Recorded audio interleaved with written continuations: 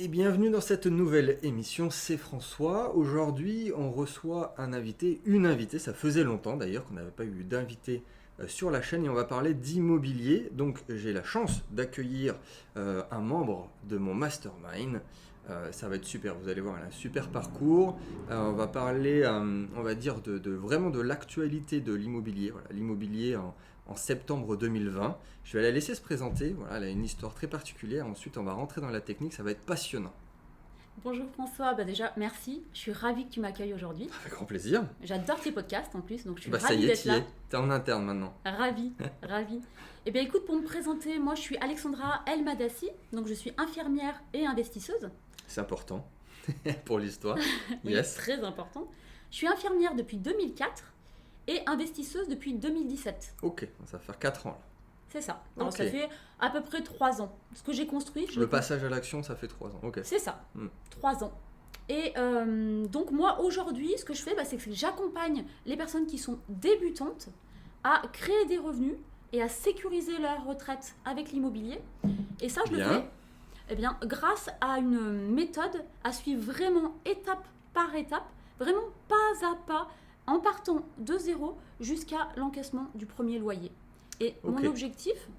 mon objectif précis en fait, il est que les personnes, elles aient leur bien rentable en moins de 6 mois. D'accord, c'est intéressant. Alors, bon, je rassure pour les investisseurs un peu plus chevronnés en immobilier, ça va être intéressant aussi, parce qu'on va parler de choses. Bien sûr. Bon, pour les novices, pour les intermédiaires et pour les profils un peu plus poussés. Alors, au programme, on va voir plein de choses. On va parler des financements, c'est un sujet qui revient très souvent en ce moment, le financement après Covid en 2020, ce qu'il faut faire, ce qu'il ne faut pas faire. On va parler stratégie pure et dure, effectivement, de vers où il faut aller, ce qui a changé par rapport à Oui. il y a plusieurs mois, en 2019. Et je vais lui poser quelques questions à Alexandra subsidiaires. Alors, avant de rentrer dans la technique, est-ce que tu peux nous faire part de choses qui sont arrivées en immobilier pour planter le décor, on va dire. Quelle a été ta plus grosse galère, ton plus gros problème que tu peux nous partager évidemment avec nous aujourd'hui? Alors, ma plus grosse galère.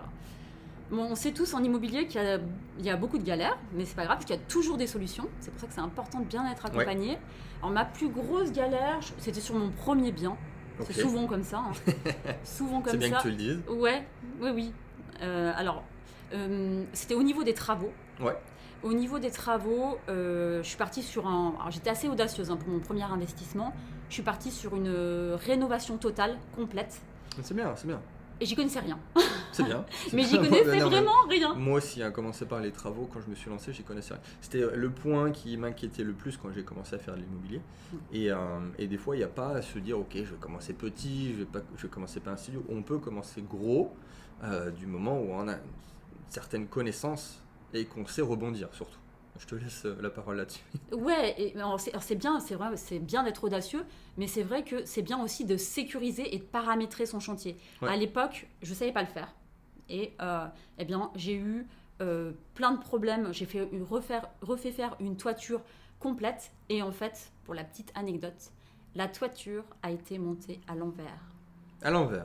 À l'envers. À l'envers, à l'envers ou... À l'envers, à l'envers. Ah. Alors, ça se voyait pas d'un œil non expert. Ça se voyait, voilà, les tuiles étaient posées, ça faisait joli. Pour le coup, j'avais quelqu'un qui s'occupait du chantier parce que j'avais Ok. quand même cette notion de sécurité. L'infirmière, je paramétrais quand même assez bien les choses. Oui. J'avais pris quelqu'un pour s'occuper. Moi, je te connais, mais effectivement, oui. J'avais pris, voilà, je me suis pas lancée à l'aveugle en disant oui, c'est pas grave. Non, non, les choses étaient bien faites Mhm. et j'avais pris quelqu'un pour s'occuper du chantier. Ok. Donc une personne qui était payée pour s'occuper du chantier, plus l'artisan, donc le maçon. Le mec est bon. Voilà, donc il y a 2 personnes qui ont fauté gravement. Donc une première qui a monté le toit à l'envers, D'accord. ça fait beaucoup rire le quartier, parce qu'à l'époque, j'avais beaucoup d'artisans en fait sur le chantier qui n'étaient pas montés sur le toit, et du coup c'était une histoire dans la rue qui était assez drôle, et moi je rigolais moins. Oui, pour une première, c'est pas mal. Eh oui. Ouais. Et le fameux artisan, quand on a découvert qu'il avait monté la toiture à l'envers, il a fait faillite. Il était introuvable.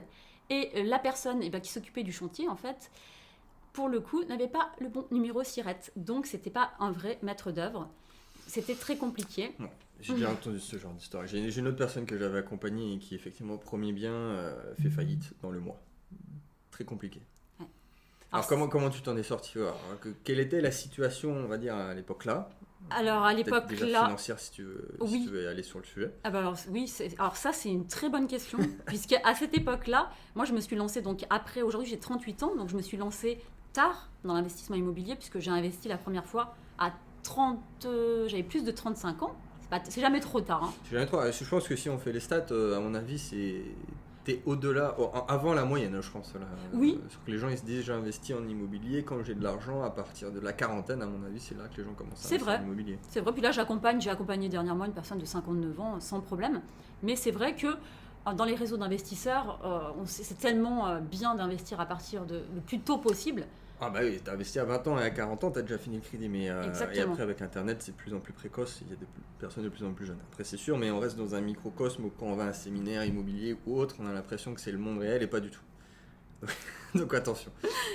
Ok, oui, donc t'avais à l'époque 35 ans. Voilà, alors je sortais d'une situation financière un peu délicate, puisque je venais de vendre à perte ma résidence principale suite à une séparation. Okay. Donc je partais de trésorerie zéro. T'enchaînes, ok. Voilà. Zéro, et puis ça m'a pas dégoûté de l'immobilier. Je me suis dit, bon, j'ai envie quand même de sécuriser les choses. Justement, j'avais envie de tout remettre à plat. Ok. Et j'ai commencé à me former, voilà, et j'ai fait cet investissement-là. Alors j'avais un petit matelas de sécurité tout rikiki. Ouais, c'était une couverture, c'est plus qu'un matelas. C'est ça. Donc voilà, j'avais quasiment pas de trésorerie. D'accord. Il m'arrive ça. Donc, rien pour rebondir. Une épée de Damoclès au-dessus de la tête à 23 000 €. Je m'en souviens très bien. Ok. Et là, eh bien, c'est là où c'est une bonne nouvelle finalement, parce que j'ai pas très bien dormi pendant plusieurs mois. Mais eh ben, je me suis bougée pour trouver des solutions. Donc, on était en litige. J'ai fait appel à un avocat et j'ai fait une rencontre très importante. J'ai rencontré un expert avec qui je travaille aujourd'hui. Okay. On a monté des dossiers. Et on a réussi à s'en sortir. Et je suis retombée sur mes pattes. L'investissement était une très très bonne affaire. Ok. Donc, très bon investissement. Ça devait se passer comme ça. C'est ça, exactement. Ok. Très bien. Donc là, je remets le contexte en 2017. Bon, c'est une belle histoire pour commencer. Bon, après, j'espère que ça a été mieux pour les projets d'après. Là, on était en 2018. Tous les projets d'après sont très bien passés parce que je suis toujours entourée de mon équipe d'experts aujourd'hui. Même pour les visites quand il y a des travaux. Souvent, c'est comme ça que c'est. Bon, ok, on apprend à la dure. Vaut mieux se former quand même, hein, ou se faire accompagner. Mais après, à titre personnel, plus tu avances, plus tu as un réseau aussi. Bien sûr. Ça te rassure, même psychologiquement, même sans parler de pur terrain. Oui. Et après, quand on va dire que ça grossit tout simplement, tu sais à qui faire appel, tu sais à qui téléphoner, tu sais qui voir pour aller voir une autre personne. Exactement. Et ça aussi, c'est pour ça qu'il faut se lancer, au final, surtout dans l'immobilier. La puissance du réseau, on en parle tout le temps. Exactement. Alors merci pour cette petite histoire, on commence bien l'épisode. Alors on va parler un petit peu de technique, on va rentrer dans le détail, on va y aller en douceur. Quel est quelqu'un qui vient te voir, débutant, total, il connaît rien, vraiment il connaît rien.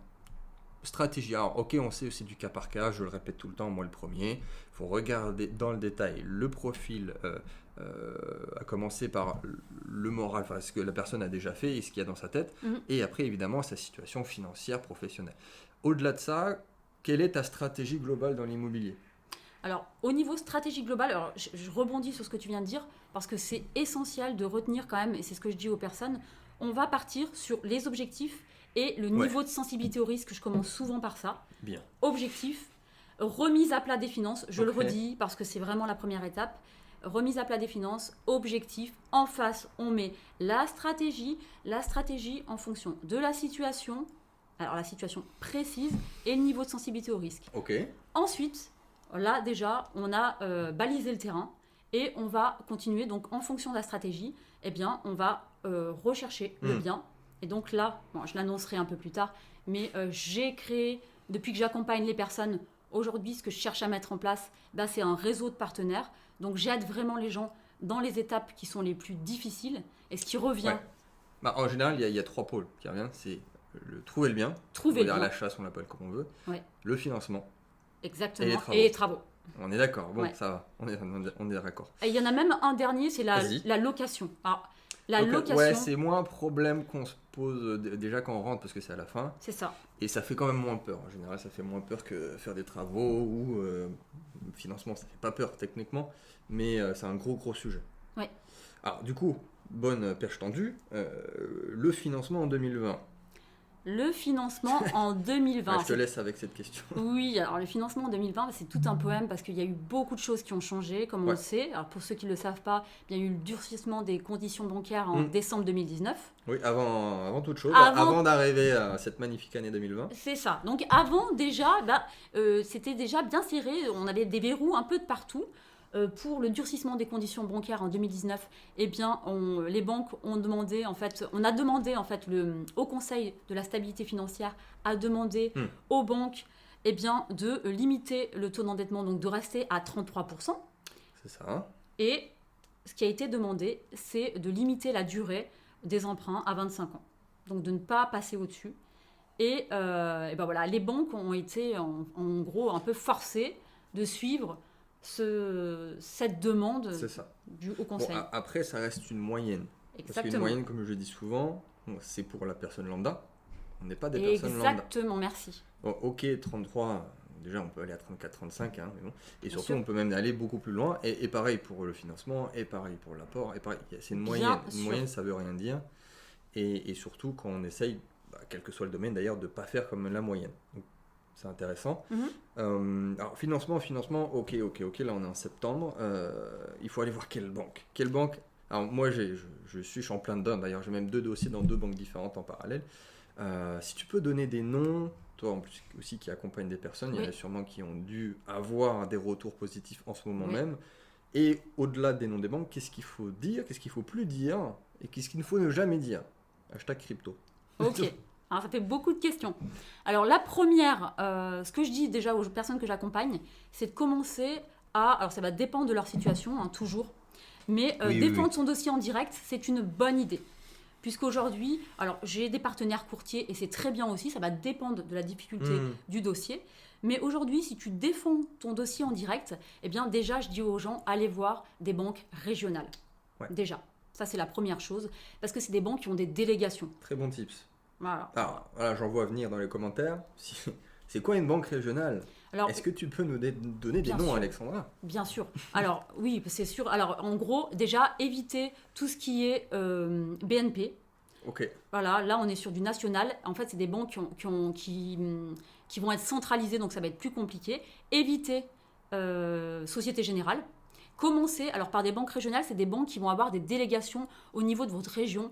Et la banque, puisqu'il faut en citer, là j'ai eu top 3, ouais. Mes courtiers au téléphone, mes partenaires. Alors, pour le coup, le podcast tombe bien parce que je les ai eus au téléphone là, la semaine dernière, j'en ai eu plusieurs. Et alors, pour ceux qui sont un peu plus avancés en investissement, et pour les débutants aussi, pour ceux qui font du taux différentiel, parce qu'il y en a peu aujourd'hui, quasiment plus qu'ils le font, et la caisse d'épargne. Donc la caisse d'épargne reste à mon sens une banque, c'est une banque qui m'accompagne régulièrement et elle accepte encore le taux différentiel. Je valide. Ouais. Ok. Après, si on reste dans les pro-banques, pro-investisseurs, on va être toujours au niveau du crédit agricole. Très bien aussi, oui. Et crédit agricole, et on a aussi la Banque Populaire. Exact. Top 3. Je suis à Caisse d'épargne et Crédit Agricole. Donc je ne peux qu'affirmer ça, à la fois sur ce que tu viens de dire, les paramètres régional et pro-investisseurs, et qui prêtent encore sur une certaine durée avec une certaine possibilité de négocier, ce qui n'est pas le cas dans toutes les banques. Donc voilà, et que vous soyez un novice ou beaucoup plus avancé, focus en ce moment sur ces banques, et évidemment... J'allais dire comme d'habitude, si on n'y connaît rien, non pas comme d'habitude, mais avec un vrai dossier, un projet rentable évidemment, sinon ça passera jamais. Bien sûr. Et surtout y aller, en fait c'est comme un business. C'est-à-dire que si on veut lever des fonds, on veut se faire financer son projet, son entreprise, sa start-up, on va y aller avec des papiers, on va y aller avec un dossier. Hein. On va pas y aller, j'ai le droit à quoi, mon kiki, prête-moi de l'argent, Richard. Non, ça marche pas comme ça. C'est-à-dire que tu fais un gros dossier pour démontrer par A plus B déjà que tu vas gagner de l'argent. Et pour montrer que tu es professionnel, au-delà du projet, que tu es quelqu'un de sérieux et qu'on n'arrive pas avec les mains dans les poches. Donc ça, c'est important aussi de le rappeler. C'est indispensable aujourd'hui. Donc là, je te laisse la parole aussi sur le point là. Qu'est-ce qu'il faut dire? Peut-être voilà, tes petits secrets, tes petits tips, si tu en as bien sûr. Moi je sais que tu en as, mais si tu veux les donner. Oui, alors bien sûr. Alors déjà aujourd'hui, toutes ces nouvelles, je sais que les personnes que j'accompagne souvent me disent mais Alexandra, là c'est très dur en ce moment d'investir. Ben, moi, je vois ça aussi comme une bonne nouvelle, dans ce que tu viens de dire aussi. Oui. Puisque, alors c'est une bonne nouvelle, ça va être plus compliqué, mais au moins on élimine les touristes. Oui, c'est un coup de balai. C'est ça. C'est pour... Mais dans les business, tu as des modes aussi. Et après, une fois que les gens qui essayent de se lancer déguerpissent, ça se professionnalise l'activité. Exactement. Ouais. Donc déjà, ça va balayer, comme tu dis, c'est très bien. Donc on élimine tous les touristes et nous, on arrive avec un dossier béton. Donc, ça, c'est ce que j'aide à faire les personnes que j'accompagne. Un dossier béton. Et aujourd'hui, en tips, c'est déjà ce que je dis aux personnes que j'accompagne. Ton objectif, parce que notre objectif, c'est le résultat. Donc on veut obtenir un oui de la banque. Oui. Et ce qui était possible il y a quelques mois, l'est moins. Il faut bien l'avoir en tête. Donc ça aussi, je recadre beaucoup les personnes. Alors, pour être clair, c'est les personnes qui arrivent en me disant « Oui, de toute façon, moi, je veux du 110%, je veux pas faire d'apport, je veux indifférer, je veux... » On se calme. Là, alors, je dis pas que c'est pas possible. Non, faut le garder en tête. Alors déjà, il y a façon de le dire, façon de négocier. Exactement. Et c'est pas la première chose qu'on veut avoir de la bouche du banquier. Exactement. Donc, on commence pas par ça et on cherche pas à tout prix. On veut un oui, donc on n'a pas accepté toutes les conditions. On veut des bonnes conditions, mais on commence par présenter un bon dossier et on a aussi en tête qu'il y a des choses qui étaient possibles avant et que maintenant, si on doit mettre un peu d'apport, il faut le prévoir. Voilà. Il faut le prévoir et c'est pas dramatique ça aussi de mettre un apport. C'est mieux si on n'en met pas. Alors, bien sûr. Et après, on reste sur notre objectif, c'est mathématique. Si on met un apport, ça augmente le cash flow. Donc, exactement. Dans un sens, on s'y retrouve très très bien aussi. C'est ça. Si en plus on a un différé, je mets un apport moi. C'est différé plus le projet ultra rentable. Et c'est une balance la négociation. Le taux, on s'en fout. On va pas demander un taux exorbitant, mais on n'est pas là à négocier le taux, on n'est pas là à négocier les frais. Par contre, si on a ce qu'on veut exactement, moi ça va être différé et effectivement essayer de le moins d'apport possible. Mais si c'est mettre 10 000 euros, ok, je le mets. Voilà, il ne faut pas être bloqué là-dessus. Il y a souvent des personnes qui ont entendu, parce que moi, c'est des retours que j'ai fréquemment en disant « Ah non, mais moi, de toute façon, j'ai entendu dire il ne faut pas mettre d'apport parce que, ok, alors ça, c'était possible avant. Aujourd'hui, ça l'est un peu moins. » Oui, et puis même avant, des fois, il y avait des projets qui étaient financés à 130% et celui d'après, je mettais 20 000 euros. Oui. Mais après, celui d'après, de nouveau, était financé à 110. Et c'est pas grave. Donc, c'est une stratégie globale à avoir et effectivement, avec un petit peu de durcissement en ce moment, mais si vous avez de l'apport, voilà, faut pas être buté, faut pas être un âne. On fait ses calculs, si ça augmente notre cash flow et si ça fait plaisir, on n'oublie pas aussi qu'on veut les enchaîner. Exactement. Donc on reste malin et on a un humain aussi en face de nous, avant tout. C'est sûr que le banquier qu'on a en face de nous aussi, c'est très important. On peut même être d'une banque à l'autre, même voir dans la même agence, j'ai envie de dire, d'un banquier à un autre, on peut avoir complètement différent. D'un conseiller à un autre, du conseiller à la responsable. Donc d'un bureau à un autre bureau, c'est incroyable. On peut avoir des choses complètement différentes. Incroyable. D'une enseigne à une autre, c'est impressionnant. Oui, et puis alors, je vais rajouter là, c'est plus un petit peu perso, mais je voulais investir dans une autre région, qui n'est pas d'ailleurs limitrophe par rapport à là où j'habite, donc à Montpellier, dans le 34. Et ils nous ont dit, ouais, parfait, projet génial, évidemment, finance très très bien, sauf que c'est pas ici, donc ça ne marchera pas. Ils ont transféré le dossier dans la banque là-bas, mais on a perdu 2 mois, plus le truc qui est toujours en cours. Mais c'est juste, voilà, c'est-à-dire qu'il faut faire les choses bien et ça peut être juste un détail, mais il faut pas être buté. C'est ça. Il faut s'ouvrir. Et j'ai bien aimé aussi que tu aies dit, parce que alors ça, je l'apprends beaucoup aux personnes que j'accompagne, vraiment toujours voir le rapport gagnant-gagnant. Alors, on parle de la banque là, mais dans tout. Même quand tu vas négocier dans tout ce que tu fais, dans la vie de manière générale, mais de toute façon, dans l'investissement immobilier. Parce que tu verras le rapport gagnant-gagnant de partout. Et le banquier, c'est un partenaire.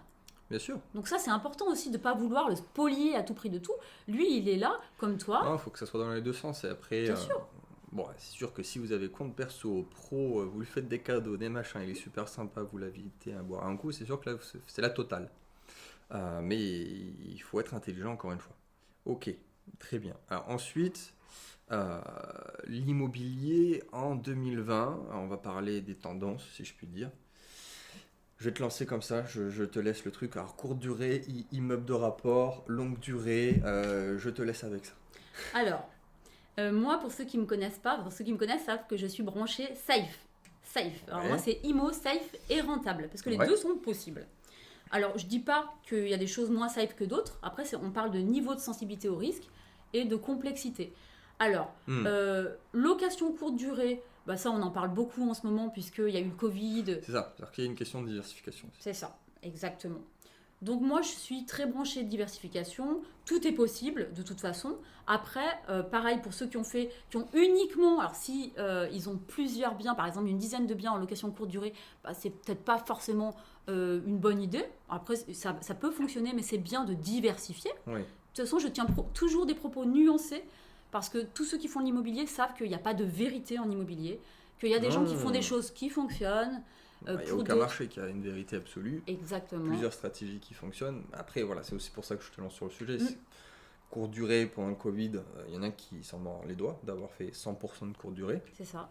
Et après, même globalement, il y a des tendances. Là, je discutais avec un agent IMO, il y a de plus en plus de demandes, évidemment, d'extérieur, soit de balcons si on est en ville pleine, ou de plus en plus de maisons avec jardin, et un petit peu plus excentré de la ville. Donc ça peut être aussi intéressant d'investir maintenant dans l'optique que dans quelques années on retourne là-dedans avec cette même vision qui va être accrue. Donc c'est intéressant aussi de toujours être en veille constante, parce que même une stratégie qui était bonne il y a 5 ans, elle est peut-être plus bonne aujourd'hui. Oui, bah, de toute façon, il faut toujours adapter la stratégie à l'instant T. Hein. Mais ce qui est intéressant aussi, à mon sens, je trouve, parce que moi, je fais de la location courte durée, hein, j'ai des biens en location courte durée, et j'ai pas souffert en fait de la crise du Covid. Alors, forcément, j'ai réaménagé, j'ai pas eu le même cash flow. C'est trop forte. Ah non, j'ai pas eu le même cash flow, j'ai aménagé, en fait, j'ai réajusté. Oui. Donc ça, c'est important de le dire, j'ai réajusté des choses. Mais ce que je veux dire et qui peut être intéressant pour les gens, c'est qu'il y a une stratégie qui est intéressante quand on veut rester dans le safe et dans quelque chose de assez facile et pas très chronophage. Bah, c'est la moyenne durée. Et allier moyenne durée et courte durée. Alors je pense notamment à la stratégie location étudiante sur 9 mois par exemple, et location courte durée l'été. Ça, c'est quelque chose qui peut aller à tout le monde, même quelqu'un qui a un niveau de sensibilité au risque, voilà, qui se dit « Ah non, moi, je ne veux pas faire des choses trop compliquées ». Ça reste simple, c'est rentable, c'est vraiment très rentable. Et la moyenne durée, même si on ne parle pas, parce qu'on pense souvent aux étudiants, moi, je fais de la moyenne durée pour les jeunes actifs. Ouais, c'est pas forcément les étudiants, d'ailleurs. Bah, après, ça dépend de la situation. Là, pour le coup, c'est vraiment emplacement. Si on n'est pas loin de l'université, forcément, ça va être des étudiants systématiquement. Oui. Mais là, j'ai une colocation qui est un peu excentrée, justement, des pôles étudiants et qui est plus proche de l'autoroute. D'accord. Et là, c'est des jeunes actifs parce qu'ils sont en coloc, ils cherchent, ils ne connaissent pas la ville et ils veulent être proches des grands axes routiers et en n'étant pas trop loin du centre-ville. Donc, et j'ai que des jeunes actifs dans celle-là, depuis toujours. C'est donc parfait. C'est, on dit, économiquement parlant, c'est intéressant aussi d'avoir des quartiers différents dans la même ville ou de vraiment avoir cette vision, même au sein même d'une même stratégie, s'il y a des colocations, de voir ça. Alors, quelle est, on va dire, la chose que tu pourrais conseiller, ton conseil numéro 1 aujourd'hui, si je peux dire, à quelqu'un qui débute, pas forcément d'ailleurs. Alors, c'est sûr que toi, tu vas viser plus des personnes qui vont être débutantes, mais la chose absolument qu'on doit savoir en immobilier. Alors, la règle d'or. J'ai plein de règles d'or en immobilier. Règle d'argent, règle d'or. On va dire la règle d'or. La règle d'or, celle qu'il faut vraiment retenir, c'est acheter en dessous du prix du marché. Je l'aime bien celle-là. C'est vraiment, si on doit retenir... Mais tu sais que c'est impressionnant, parce que ça paraît vraiment... Non, je vois ce que tu veux dire. Ça paraît bête de dire ça, mais si tu interroges des gens qui n'ont jamais investi, eh ben, ils vont acheter un bien en se disant...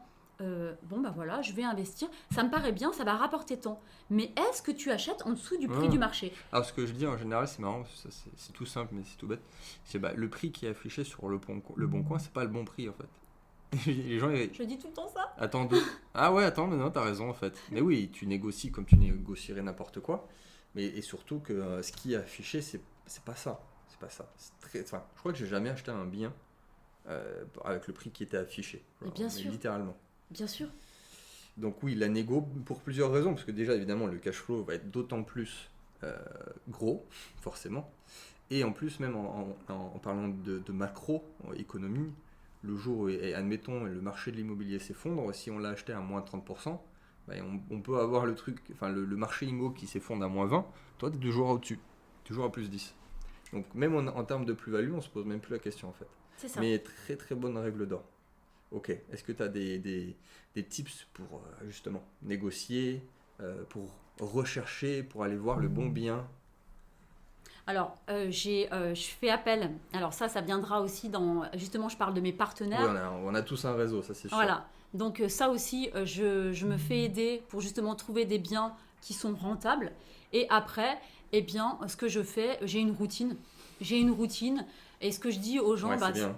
de toute façon, c'est indispensable d'avoir une routine ou de déléguer cette routine à un chasseur, à quelqu'un qui va s'occuper de ça pour nous. C'est ça. Et ce qui va être important, mais ce que je dis tout le temps, c'est rentrer dans l'immersion. Si tu veux pas déléguer cette partie-là, c'est rentrer dans l'immersion de ton secteur. Ouais. Donc tu fais une immersion de ton secteur.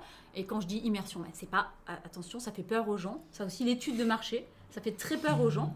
Oui, ça peut être. Ouais, au début, je me posais ce genre de questions, mais certaines personnes, oui, ça peut les effrayer, c'est vrai. Elles savent pas comment faire, en fait, comment partir, qu'est-ce que je regarde, qu'est-ce que je fais.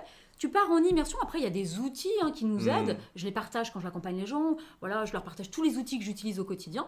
La routine, et on va vite ce qui est important aussi, c'est de créer soi-même son réseau. Moi, je suis partie, il y a 3 ans, j'avais 0 réseau, 0 connaissance en immobilier, 0 réseau, je connaissais personne. Ouais. Mais tu te fais ton réseau. J'adore accentuer sur le point là, parce que là, c'est plus de mon histoire, parce que de base, je suis quand même ultra réservé et timide, il y a très longtemps, quand j'étais ado. Et aujourd'hui, j'ai vraiment un réseau de fou, et ça fait toute la différence, quel que soit le marché. Là, même au-delà de l'immobilier, mais j'ai des partenaires aujourd'hui, je sais qu'ils me réservent certains biens qui n'iront jamais sur le marché, par exemple en fin de défiscalisation, sur des copros ultra, des trucs introuvables en temps normal. Et ça, forcément, tu l'as pas quand tu te lances, mais ça au fur et à mesure. Donc oui, ça reste de l'humain, l'immobilier, même si c'est de la pierre. Bien sûr, la c'est l'humain. Puissance du réseau, et aussi bien sûr pour les gens qui débutent, souvent de pas forcément, alors ça c'est un calcul, c'est un conseil de base, mais pas aller vers ce qui est sexy, parce que ce qui est sexy, n'est pas une bonne. C'est des détails de base, bien mais quelqu'un qui va chercher un bien va dire voilà, celui-là c'est pas trop mal, c'est neuf ou c'est pas trop abîmé, c'est un certain prix, mais et ça c'est pas forcément la bonne stratégie. Parce qu'on ne va pas pouvoir optimiser sur le levier de la négociation, on ne va pas pouvoir optimiser sur le levier des travaux, et donc on ne va pas pouvoir optimiser la stratégie fiscale. Donc tout ça fait que... Oui, on n'a pas parlé de fiscalité encore, c'est sûr. Mais c'est un des points... nerf de la guerre. Existentiel de l'immobilier. Mais c'est très important. Donc règle d'or, très bien. Ça peut être une des règles d'or que je pourrais avoir aussi. Très bien. Alors, la question que je pose à tout le monde, que tu dois connaître puisque tu suis les podcasts, qu'est-ce que tu crois être vrai et que tout le monde croit être faux? J'adore cette question. Alors, qu'est-ce que je crois vrai et que tout le monde croit faux? Alors, pour le coup, ce que tu veux, je ne vais pas t'enfermer dans l'immobilier, mais globalement. Alors, je vais répondre de manière nuancée, c'est-à-dire tout ce que je crois vrai, c'est que l'immobilier est très risqué. Alors voilà, ça je crois que c'est vrai, parce que j'en ai fait les frais, j'en ai parlé tout à l'heure, et parce que merci. Tout ce que non mais je vais en venir sur autre chose par la suite, mais c'est risqué puisque avec tout ce qu'on vient d'évoquer, si tu te lances comme ça, tu peux vraiment te mettre en danger. Aujourd'hui, paradoxalement, il n'y a rien de plus sécurisé que l'immobilier. Oui. Parce que pour moi, c'est une relation d'amour-haine avec l'immobilier. C'est incroyable. C'est-à-dire que si tu sais pas faire, si tu débutes et puis que tu te lances et puis que tu te trompes, c'est risqué. On va pas se cacher, c'est risqué. Oui, tu peux te retrouver dans la mouise, oui. C'est ça. Et tu peux mettre en difficulté ta famille. Donc, et aujourd'hui, il n'y a rien. Moi, c'est ce que je conseille, c'est qu'il n'y a rien de plus sécurisé. C'est vraiment la stratégie par excellence pour sécuriser son patrimoine. Pourquoi ? Eh bien, tout simplement parce que déjà, tout le monde aura toujours besoin d'un toit au-dessus de sa tête. Déjà, bien sûr. Ça. Deuxièmement, c'est parce que souvent les gens me disent oui mais là est-ce que c'est le bon moment parce que le marché baisse. Non, ça c'est du bullshit. Exactement, et moi je dis souvent aux personnes mais de toute façon tu vas louer ton bien et le marché immobilier locatif il est quasiment pas, très peu impacté par les fluctuations du marché. Non, Donc, puis c'est pas une question à se poser parce que, bon, après, ceux qui investissent massivement et qui vont se reconnaître, enfin, moi je suis dans le cas, enfin, si on fait une moyenne, ça fait au moins un bien par an. c'est ça. Donc, c'est con en fait de se poser la question, j'investis quand? Oui, Parce qu'au moins, si vraiment ça avance vite, ça te met 6 mois un projet IMO à sortir de terre, entre le début où je demande à acheter le truc et le truc où il y a le locataire. Et effectivement, du coup, si quelqu'un qui est novice qui entend ça, se dit, ben, c'est tout le temps en fait, c'est ça. c'est tout le temps. Bon, il y a des tendances, il y a des marchés plus porteurs que d'autres, mais ça ne veut pas dire qu'il y a des post-crise ou pré-crise, ça veut rien dire. Il y a des opportunités, ok, surtout pour ceux qui ont du cash, c'est-à-dire qu'on arrive et qu'on achète le truc cash, ou si on peut mettre le cash pour avoir un crédit par rapport à ce cash qu'on a, c'est très bien, mais là c'est des gens très malins qui font ça. Donc voilà, moi c'est souvent, je rappelle quand même ça aux gens, le fait que de toute façon si tu loues, tu seras protégé parce que de toute façon tu as ton cash flow. Je vais te dire, après le marché qui chute ou qui baisse dans ta ville, fais des investissements ailleurs, peu importe. En tout cas, tu auras toujours ce cash flow, ça sera sécurisé. Et j'insiste souvent sur la magie de l'immobilier, de l'effet de levier bancaire. C'est-à-dire qu'en plus, d'une part, tu as du cash flow tous les mois, tu gagnes de l'argent. Et en plus, eh bien, à la fin, tu as un bien qui t'appartient. Donc, tu as double gain. Non, mais bien sûr. C'est pour ça que je dis tout le temps que n'importe quel investisseur tourne un jour ou l'autre dans l'IMO. Même si de base, il ne vient pas du tout de l'IMO. Même des entrepreneurs, au bout d'un moment, ils font beaucoup de cash. Premier réflexe, reconverti en IMO. Reconverti pour la sécurité et pour potentiellement le patrimoine. Après, il faut être malin aussi s'il y a une stratégie interne et externe. Bon, là, on parle d'interne, comme je parle d'autres thématiques, quand je parle que de placement alternatif, que de crypto, donc en interne, mais aussi externe. C'est-à-dire qu'on ne fait pas que de l'IMO ou que de la crypto. Bien sûr. Chacun a ses appétences, son expertise, mais au bout d'un moment, et je l'ai vu plusieurs fois, même des mecs qui ont fait toute leur carrière, ils ont fait 30-40 ans d'IMO, et c'était pas si malin que ça. Hein. Parce que derrière, ils s'enferment dans leur propre stratégie, dans leur propre système, et revendre quand on a fait 40 ans d'immobilier, ça peut être compliqué aussi. Je comprends, je suis assez d'accord avec ça. Même moi, je diversifie.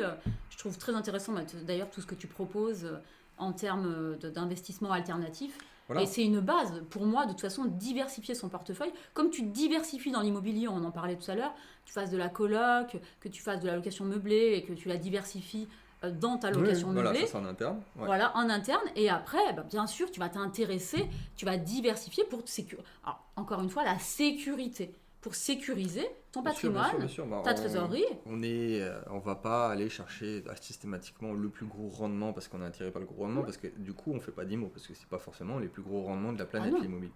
Mais du coup, on ferait jamais d'IMO si on a cette réflexion-là. Et bon, là, je le redis, je l'ai déjà dit, mais parce qu'il y a peut-être des gens qui vont écouter que cette émission parce qu'il y a immobilier dans le titre.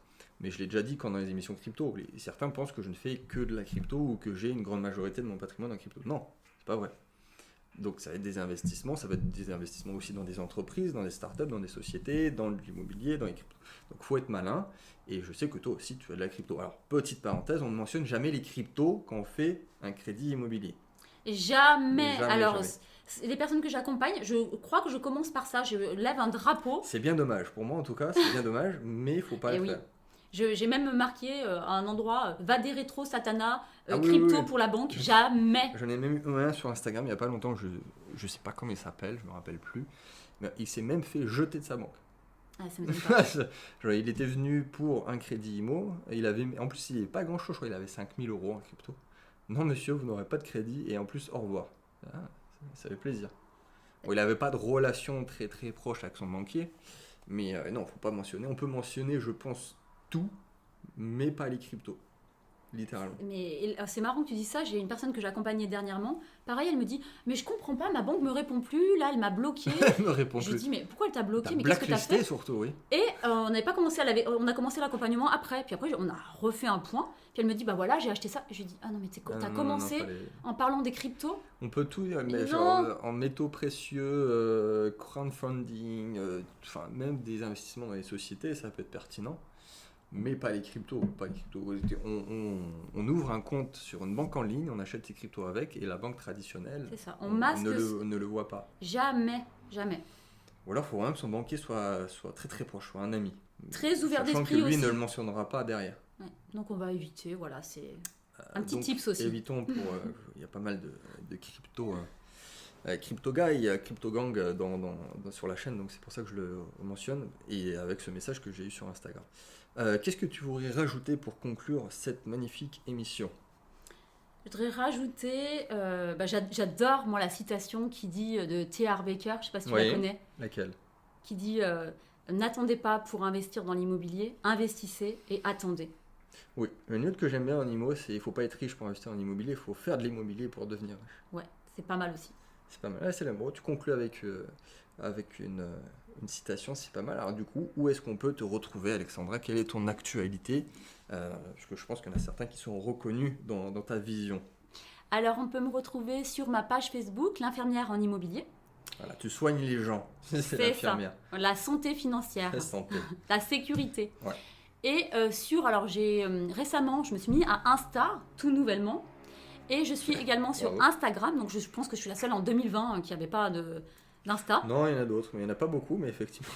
Donc voilà, il y a un mois, j'ai ouvert un Insta et j'aime beaucoup Insta. D'accord. Du coup, donc, je découvre. Infirmière la nuit, investisseuse le jour. C'est ça. Tu ne dors jamais? Non. Okay, je suis une superwoman. Ok, très bien. Et là, tu vas avoir une petite conférence qui arrive bientôt, parce qu'on est au mois de septembre déjà. Donc, est-ce que tu peux nous en dire plus en une phrase? Je mettrai dans la description pour les gens qui sont intéressés, évidemment, parce qu'il y aura pas mal de contenu quali, pertinent, et qui sort un peu du carcan de ce qu'on entend sur l'immobilier, avec des vrais conseils 2020.